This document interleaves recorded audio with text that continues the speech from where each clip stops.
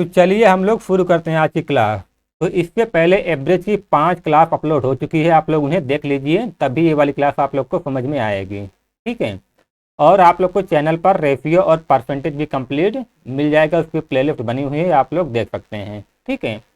और अगर आप लोग को क्वेश्चन पीडीएफ चाहिए तो आप लोग टेलीग्राम ज्वाइन कर लीजिए चैनल उसका, और उसका लिंक जो है डिस्क्रिप्शन में नीचे दिया हुआ है, आप लोग ज्वाइन कर सकते हैं। वहाँ आप लोग को क्वेश्चन पीडीएफ फॉर्म में मिल जाएगा। ठीक है। और अगर आप लोग को कुछ पूछना हो तो वहाँ पर डिस्क्रिप्शन में ही मेरा एक मोबाइल नंबर दिया हुआ है, आप लोग उस नंबर पर मुझे व्हाट्सएप और टेलीग्राम कर सकते हैं। और बाकी बचे जो चैप्टर हैं मैं बहुत जल्द इस चैनल पर अपलोड कर दूंगा, तो आप लोग चैनल को लाइक और सब्सक्राइब कर सकते हैं। ठीक है। और कमेंट में भी आप लोग कुछ ना कुछ जरूर कह दीजिएगा। देखिए सवाल है, 8 संख्याओं का औसत 27 है। यदि प्रत्येक नंबर को 8 से गुणा कर दिया जाए तो संख्याओं का नया औसत ज्ञात करें। ठीक है। इसका उत्तर डायरेक्ट आ जाएगा, सेकंडों में आ जाएगा, कोई दिक्कत नहीं है। आप लोग को 27 से 8 का गुणा करना है और उत्तर आ जाएगा। ठीक है। लेकिन मैं आप लोग को अच्छे से समझा दे रहा हूँ कि ऐसा होता कैसे है। देखिए 8 संख्या है, 1 2 3 4 5 6 7 8। 8 संख्या है, कौन सी है किसी को नहीं मालूम। ठीक है। कह रहा है इनका औसत जो है 27 है। ठीक है, औसत 27 है। कह रहा है कि प्रत्येक नंबर को 8 से गुणा कर दिया जाए, यानी इसको भी 8 से गुणा, इसको भी 8 से गुणा, इसको भी 8 से गुणा, ऐसे आठों संख्याओं को 8 से गुणा कर दिया। तो जो संख्या आई, यानी इसके नीचे जो संख्या आया गुणा करने के बाद, उनका औसत क्या होगा। ठीक है। तो अब आप देख रहे हैं कि प्रत्येक नंबर को 8 से गुणा किया जा रहा है और नया औसत पूछ रहा है उसके बाद।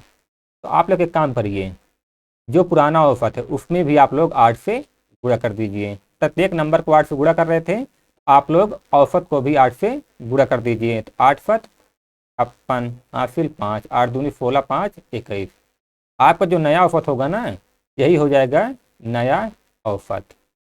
ठीक है, 216 नया औसत हो जाएगा। ठीक है। अगर ऐसे सवाल दें और प्रत्येक नंबर को 8 से गुणा कर रहा है या किसी भी संख्या से गुणा करें, तो आप लोग पुराने औसत में भी उसी से गुणा कर दीजिएगा, आप लोग का नया औसत आ जाएगा। और ये होता कैसे, मैं आप लोग को एक एग्जाम्पल देके दिखा रहा हूँ।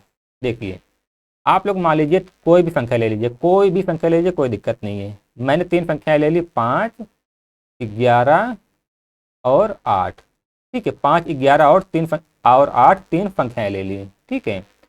इनका औसत कितना हो जाएगा, 11 5 16, 16 8 24, 24 बटे 3, 3 8 24। औसत कितना आ गया इनका, 8। ठीक है, 5 11 और 8 का औसत आ गया 8। ठीक है। अब हम लोग क्या करते हैं, मान लेते हैं प्रश्न के अनुसार कि प्रत्येक नंबर को 2 से गुणा कर दिया जाए। हम लोग 5 को भी 2 से गुणा कर देते हैं, 11 को भी 2 से गुणा कर देते हैं और 8 को भी 2 से गुणा करते हैं। ये कितना आ गया, 2 पंचे 10 प्लस 11 दूनी 22 प्लस 8 दूनी 16। नई संख्या क्या आ गई, 10 22 16। आप लोग इनका औसत निकालिए। तो 10 22 32, 10 42 4 46। ठीक है। तो 10 22 और 16 इनको जोड़ेंगे तो कितना आ जाएगा, 22 10 32, 10 42 6 48, 48 हो जाएगा। अब इनका औसत निकालेंगे, 3 से भाग देंगे, है ना। यहाँ भी हम लोगों ने इनको जोड़ा था, 24 आया था, 3 से भाग दिए थे। अब भी संख्या 3 ही है, 10 22 16, इनको जोड़ा तो 48 आ गया। अब इनको 3 से भाग देंगे, औसत निकालना है तो कितना आ जाएगा, 3 एकम 3, 3 छंग 18। देखिए 16 आ गया, नया औसत क्या आ गया, नया औसत। ये भी पुराना औसत था। तो जब हम लोगों ने तीनों संख्याओं में 2 से गुणा किया तो नया औसत क्या आ गया, 16। लेकिन आप लोग देखिए सभी संख्याओं में 2 से गुणा कर रहे हैं, तो अगर आप लोग 8 में भी 2 से गुणा कर देते तो 2 बट 16 आ जाता है, हम लोग का डायरेक्ट यहीं से नया औसत आ जाता है। ठीक है। उम्मीद है मैंने क्या समझाया आप लोग समझ पाए होंगे। हम लोग अगले वाले सवाल की तरफ बढ़ते हैं। इसमें कह रहा है कि लगातार लगातार 1 से 20 तक की प्राकृतिक संख्याओं के वर्गों का योग क्या होगा। ठीक है, वर्गों का योग क्या होगा। तब हम लोग इसमें एक फार्मूला लिखेंगे। ठीक है। यहाँ पर बिना फार्मूले के आप लोग अगर इसका स्क्वायर करके योग करेंगे तो बहुत लंबा हो जाएगा, इसलिए हम लोग इसका फार्मूला निकालेंगे। ठीक है। यन संख्या, प्रथम यन संख्याओं का स्क्वायर क्या होता है, इनका योग यन, यन प्लस 1 2n प्लस 1 अपॉन 6। ठीक है, यन का मतलब जितनी संख्याएं हों। ये बताइए कितनी संख्याएं हैं, बोला है कि 1 से 20 तक, तो 20 प्लस 1, अगले ब्रैकेट में 2 × 20 + 1 बटे 6। ठीक है, ये लगातार 1 से 20 तक की प्राकृतिक संख्याओं के वर्गों का योग है और उसका फार्मूला यही है। ठीक है, जब आप लोग इसको हल करेंगे तो आ जाएगा 20 × 21 × 40 = 41 बटे 6। ठीक है, 3 दूनी 6, 3 सते 21 और 2 का गुणा इसमें होगा 10 बार जाएगा, हो जाएगा 7 × 7 = 28, यानी 2870 इसका योग हो जाएगा। ठीक है, लगातार 1 से 20 तक की प्राकृतिक संख्याओं के वर्गों का योग क्या हो जाएगा, 2870। अच्छा ये बताइए, अगर यहाँ पर ये कह देता है कि लगातार 1 से 20 तक की प्राकृतिक संख्याओं के वर्गों का योग के स्थान पर ये पूछ लेता है कि इनका औसत क्या होगा, तो कैसे आप लोग निकालते हैं। अगर औसत पूछ लेता, ठीक है, औसत पूछ लेता है, आप लोग योग निकाल ले हैं 2870।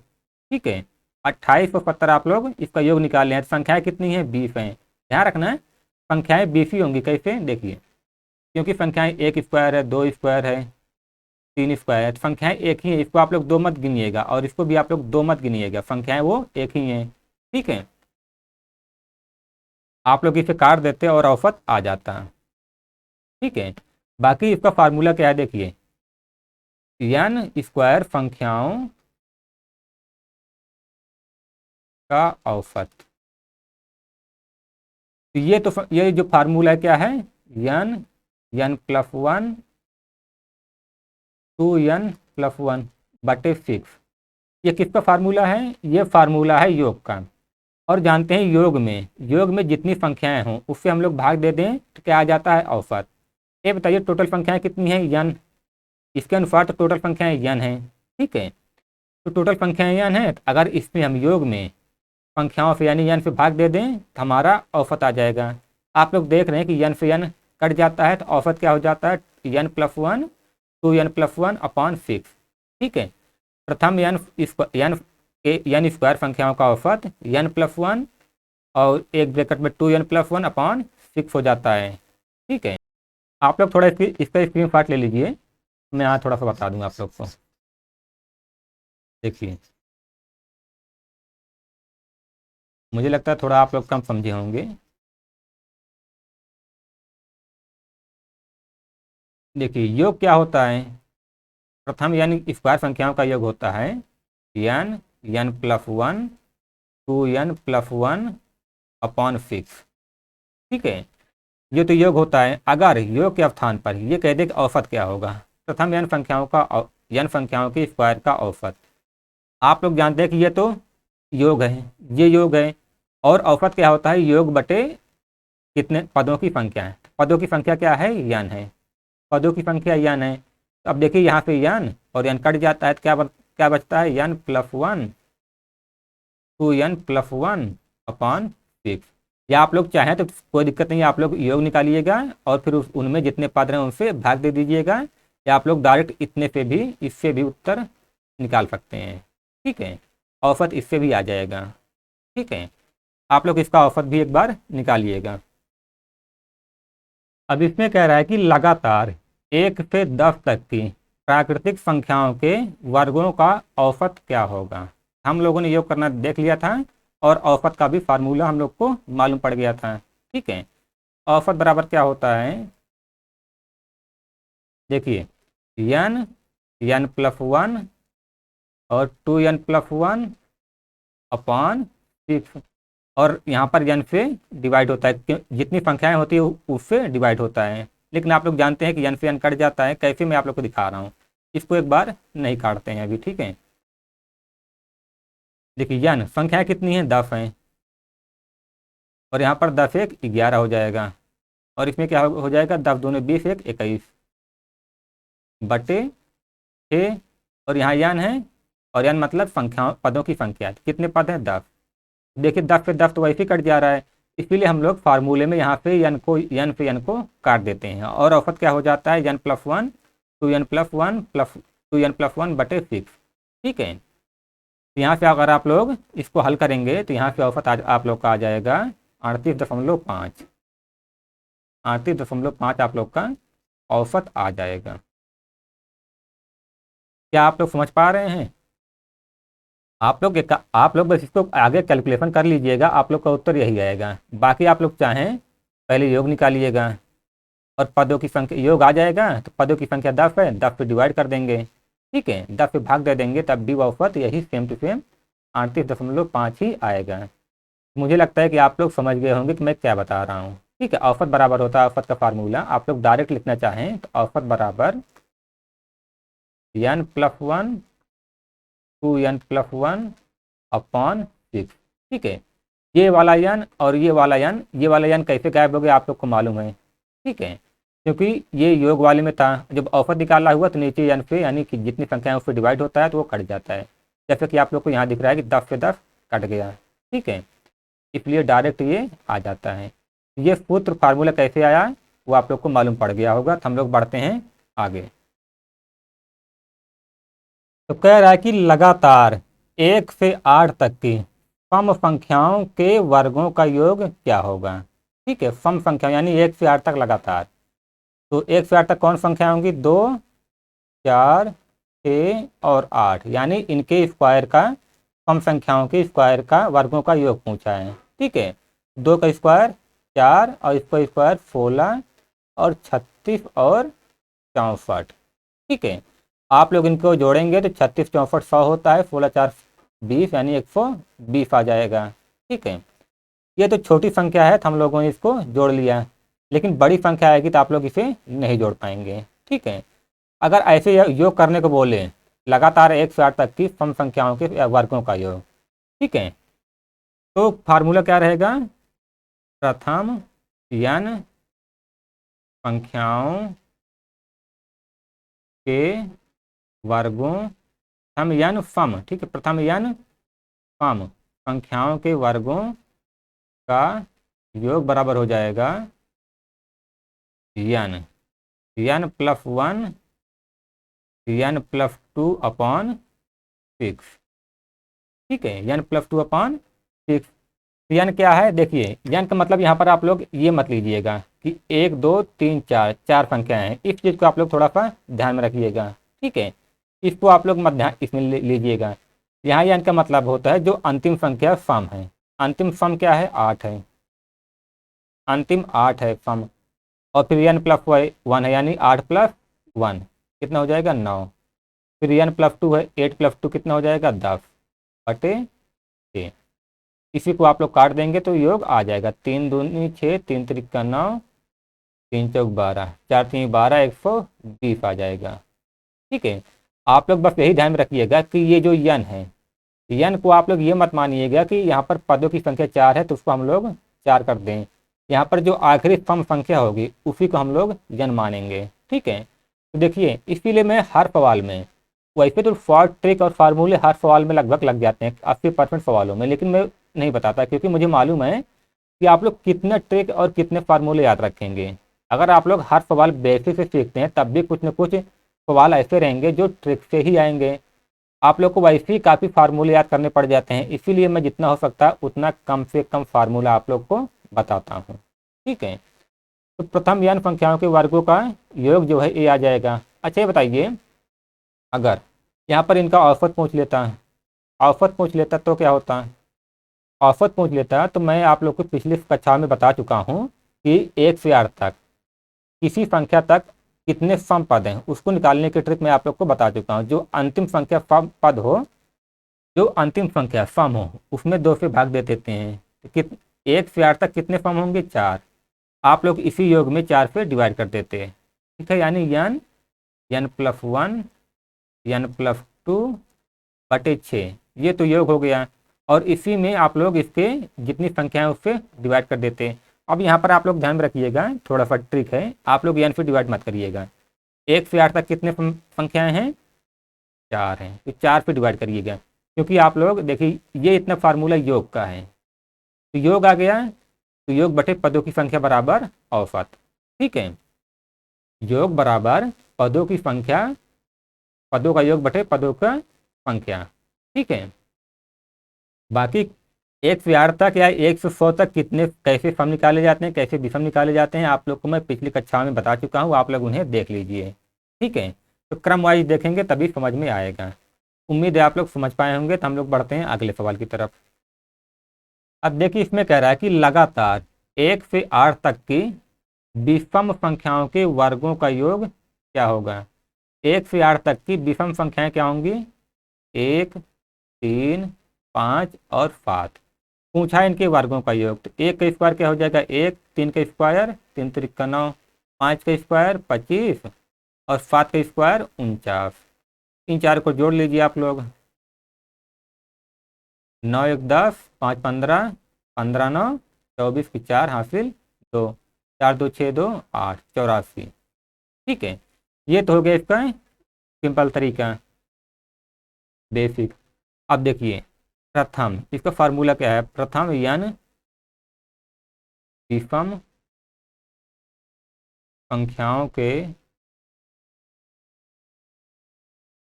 वर्गों का योग, वर्गों का योग बराबर होता है n plus 1 n plus 2 upon 6। आपको फार्मूला एकदम सेम लग रहा होगा, फार्मूला सेम है भी, लेकिन यहाँ पर ये बात, एक पॉइंट वाली बात है, उसमें क्या रहता है सम। ये बताइए आखिरी सम संख्या क्या हो रही थी 8। अब 1 से 8 तक अगर आप लोग विषम निकालेंगे तो आखिरी विषम संख्या क्या होगी 7, लास्ट विषम संख्या क्या होगी 7 होगी। यहाँ n बराबर 7 हो जाएगा, यानी 7, फिर 7 प्लस 1 करेंगे तो 8 गुणे 7 प्लस 2 करेंगे 9।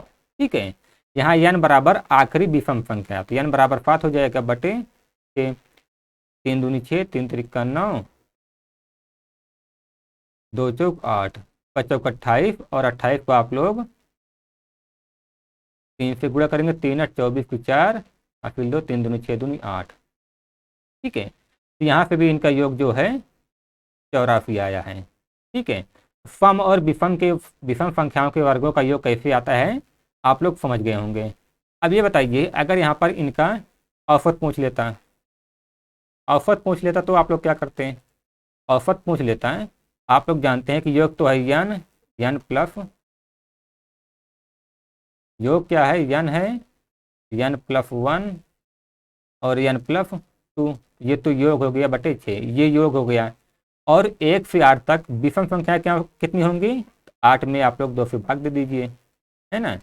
इसको निकालना मैं आप लोग को पिछली वाली कक्षा में बता चुका हूँ, इससे पहले जो कक्षाएं हुई है उनमें बता चुका हूँ। तो 6 है, तो 1 से 8 तक विषम संख्याएं कितनी होंगी 4 होंगी, है ना। तो 4 से डिवाइड कर देंगे, हम लोग का औसत आ जाएगा। यहाँ भी आप लोग n बराबर जो है, n बराबर आप लोग 7 यहाँ पर मत रखिएगा क्योंकि ये पद है। ठीक है, तो 4 योग में 4 से भाग दे देंगे, हमारा उत्तर औसत आ जाएगा, ये हो जाएगा औसत। ठीक है, औसत कितना हो जाएगा 84, योग आया 4, 4 दूनी 8, 4 एकम 4, औसत कितना आ गया 21। ठीक है, ऐसे अगर आप लोग इससे पहले वाले सवाल में योग कितना आया 120, औसत कितना हो जाएगा, 4 संख्याएं हैं, 4 तिहाई 12, 30 जो है औसत हो जाएगा। ठीक है, उम्मीद है आप लोग समझ पाए होंगे। तो हम लोग बढ़ते हैं अगले सवाल की तरफ।